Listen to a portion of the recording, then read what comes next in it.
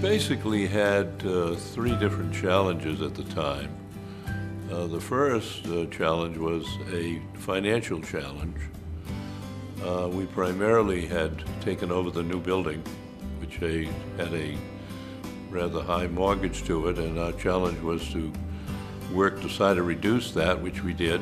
The second problem we had is we were left out through a omission by the Congress on taking care of Medicaid patients, 21 years and younger, as well as OB patients. And so we had to spend some time in Washington to try to correct that. The third part of that was to make sure that our profession played a part in the new Hillary Clinton health reform package that she was doing. And we wanted to be sure that we were counted in and treated as complete physicians. As far as the problems are concerned, we first of all had a group together to work on the mortgage that we had and try to reduce it, which we were able to do by a substantial amount.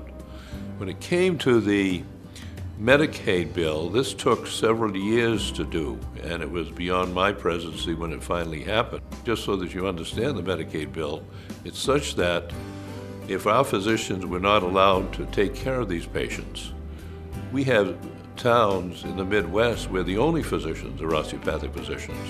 And therefore, the people in the town had no source of health care during that, for those age bracket from 21 and under. So it was very vital that really to help the public. My job was to go in and talk to several of the people in Washington, so I'd spend going back and forth to Washington during those years. And I was finally able to convince Senator John Chafee of Rhode Island to put a bill in and attach it to one of the other bills in Congress to try to get that passed. We worked on that for about 3 years, and it finally came to pass that we were able to correct it. The original bill that went into Congress was by a congressman from New York who omitted us by accident, not on purpose. He just did not realize that we should be included at that time. So that it was not a malicious act in any kind, it was just something that was overlooked. But trying to correct a bill like that is always a very difficult thing to do. In terms of the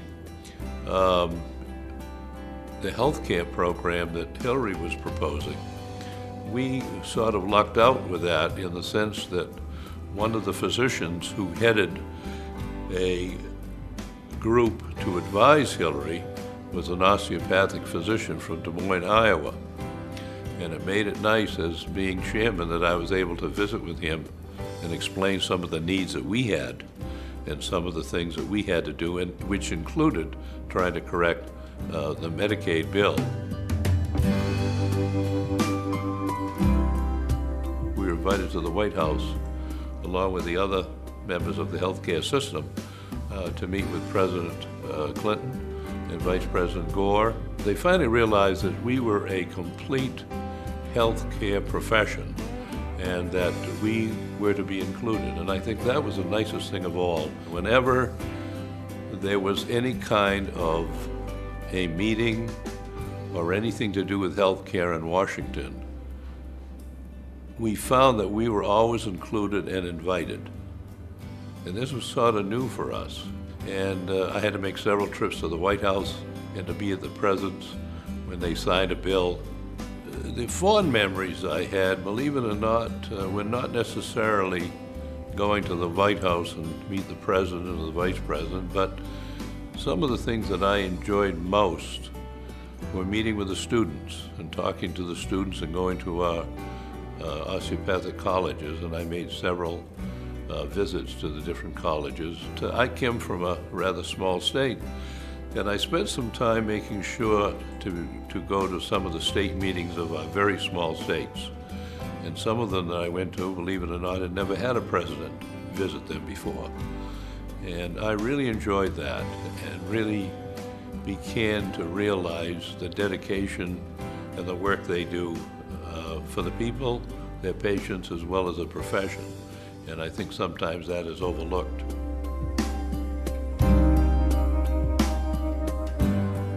While I was in undergraduate school, I had a friend of mine that went on to go to the Kirksville College, and he was sort of a professor in undergraduate school, and he and I kept in contact, and he was telling me how wonderful the school was and what they were teaching him and so on, and I became quite interested in osteopathic medicine through him. And then later on, I was ended up in the Korean War, and I contacted him while I was in the service, and then when I came back, I decided, well, that's really the route that I would like to go. The mentor that most of us have when we went to the Kirksville College was an old-time physician called Max Gutensohn. And he happened to be one of the finest physicians and gentlemen that I've ever met. And he was uncanny as a diagnostician. I had a chance to work with him a little more than some of the other students because I used to cover the laboratory, the medical laboratory at night while I was a student to make some extra money. So I do the work, I'd be on call at night. So a lot of times if some cases would come in the middle of the night and he'd be called in, I get a chance to work with him. But he was by far probably the one person that those of us who went to Kirksville will never forget, Max Gutensohn. From there, I completed the 4 years of osteopathic college there, and my wife and I are both from New England, and we sort of longed to go back to New England to both practice as well as postgraduate training, and I finally ended up in Cranston, Rhode Island, to our osteopathic hospital in Cranston to do my postgraduate studies. So I ended up in a small town south of Cranston. It's an ocean town, and the town of Narragansett. And I've been practicing there ever since.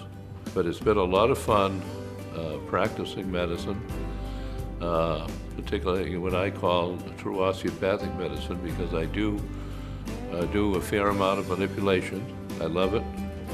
I still do it. I do it almost full time now.